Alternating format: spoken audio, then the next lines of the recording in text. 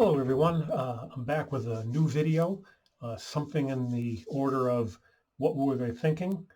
Um, this is part of a series of videos I plan to do for games that I reviewed as part of a project that Michael David, Don Ostrowski, and I are doing for the 2019 Wachusett Championship in the A Division.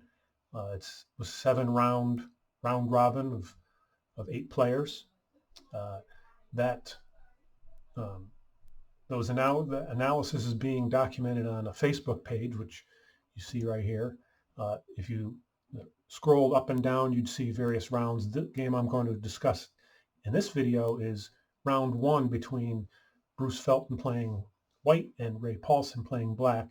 If you were to click on the one of the boards, you'd see the analysis that I wrote, and then you can click from frame to frame to see different snapshots of positions where just sampling an important time in the game. One of those frames is a game that wasn't played in this tournament. It was a separate game between Roger Capello and Bruce Felton, where we got a possibility of a similar pawn structure. So anyway, I've loaded up the PGN in the Lichess analysis board, and let's get off and running. The idea of these sets of videos is to go back and review my work from how accurate I might have been, how inaccurate. I didn't really use an engine when I was analyzing. I just tried to figure out the position from, if I was playing it, and ended up writing a bunch of notes about what I saw and different things that I might want to consider or somebody should consider. But naturally, I could have been wrong or could learn something from that effort by going to the next level and having the work checked. So you can see here, Lichess has Stockfish 10 working in the browser. So first couple of moves, not really all that much happening. Bruce develops pretty solidly. Ray develops pretty solidly. Probably fairly typical positions you would see from them until here. Bruce has this London bishop, and it's fairly common for black to want to try to neutralize it by one of 2 routes, and maybe white would drop it back to G3, where an exchange would open up the H file to be a half open file for white. But because the black knight is on D7, that one of those choices is not available. So Ray played knight H5, and according to Stockfish, I have to let it spin because it's at a 21 ply depth. It's still pretty even game, and when Ray makes the exchange, they both get a little bit of what they want. Might be a little in favor of white for the half open file, but he does get doubled pawns in front of his potentially short side castled king, but that's usually pretty sturdy considering all the squares that are covered by those pawns, so it's hard to get near it. So there's a long way to go for black to get close to that king if it castled short. So Ray took over that diagonal that white's bishop had, and a curious move that I'm usually told not to do, but it works out curiously here. Knight H2 isn't so much that it's a backward knight move, it's that probably castling would have been a better idea for Bruce. Let's see what Stockfish says. And naturally, it thinks knight H2 is one of the 2 better moves, and none of them are castling. So there's lesson 1. But what it does say is there are 2 choices: Queen G5 and Knight F6. You'll see that in the next few moves that what happens is black gets a little overextended with these pieces on the king side and not much support for them. So maybe knight f6 would have been the better choice there and get castled. What happens a lot of times when I'm playing black in these kinds of positions is I'll have a piece, bishop say on d6, a knight on f6, and white will start pushing the e-pawn, maybe after castling and then getting the rook on e1. And that's exactly what Bruce does here, possibly with the eye of shutting off this bishop. It's unlikely Ray wants to play f6 to stop that. So another approach that comes up sometimes in other openings is that you might want to push your own e-pawn to stop it. It turns out that that costs like over a pawn, almost a couple pawns here on the engine's analysis.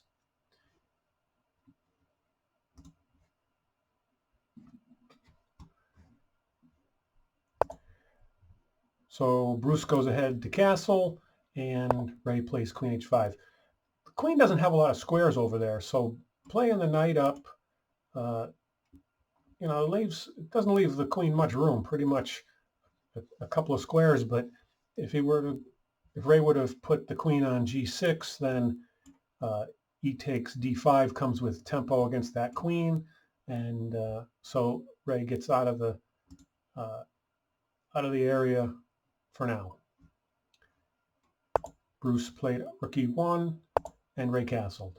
So even though I said black seems like a little overextended with not much support from the other pieces, seems like it's a pretty reasonable position. But Stockfish thinks that this is all for white at this point.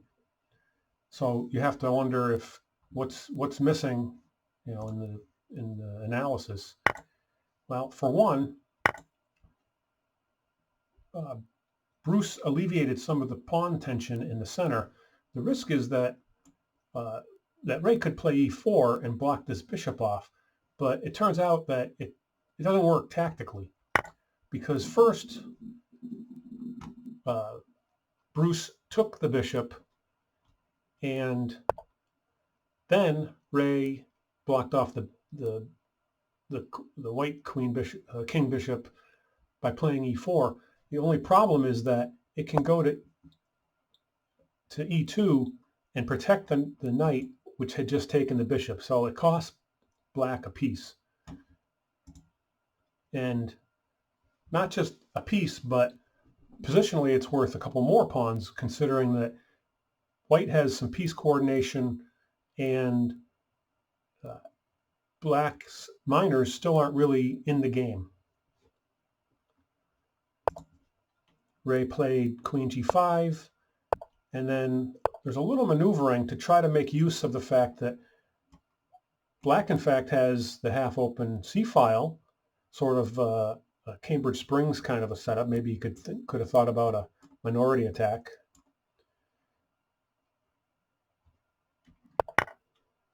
And from here, I think the game was probably already over, partly for a couple reasons. One is this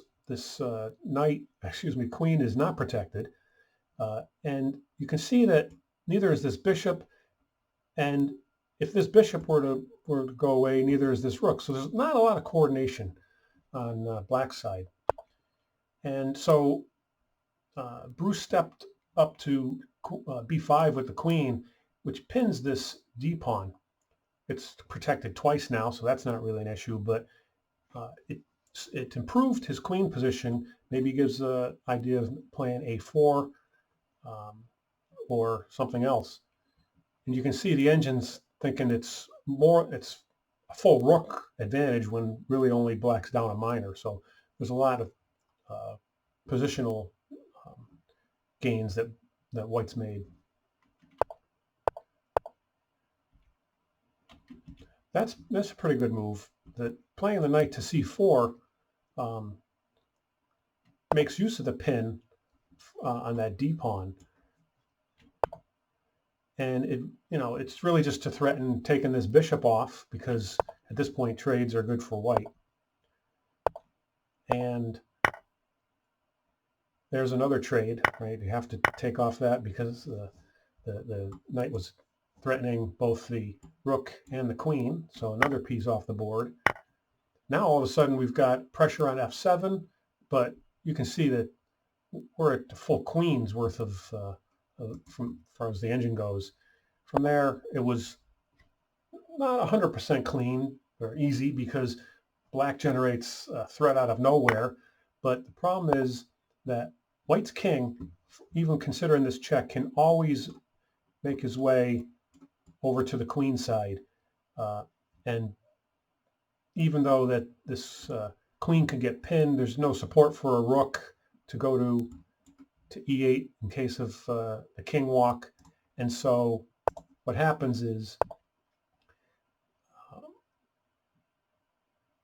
black tries to move play to the other side of the board, and Bruce found a pretty nice shot of bishop takes f7, and it all works because the queen could have can come here now with check and forking the rook.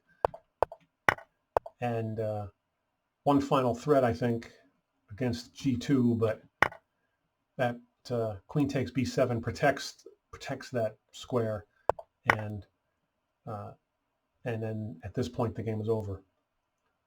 So it was a game that kind of exploded quite quickly in what looked like, maybe black a little overextended, and from not having the minors involved.